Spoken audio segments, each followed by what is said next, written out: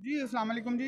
My name is Mohammad Haris and I am CEO of Tariq electric private limited and Tariq electric is establish from 1993 और हम medium voltage, low voltage, cable tray और automation के लिहाज से पाकिस्तान के one of the leading manufacturer हैं। We are based Lahore based company और हमारे पूरे पाकिस्तान में लाहौर के अलावा 4 शहरों में ऑफिस हैं। We have a sales office in Karachi and Multan, Faisalabad and Islamabad. और अल्हम्दुलिल्लाह पाकिस्तान के सारे सेक्टर्स में हम काम कर रहे हैं, जिसमें कि वापडा, के इलेक्ट्रिक और इंफ्रास्ट्रक्चर प्रोजेक्ट और इंडस्ट्री।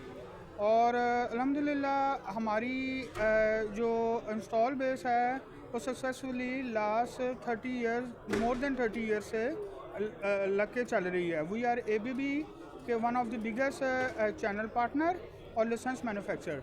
आप आएँ IEEE पे और हमारे स्टॉल में विज़िट करें। Thank you ji.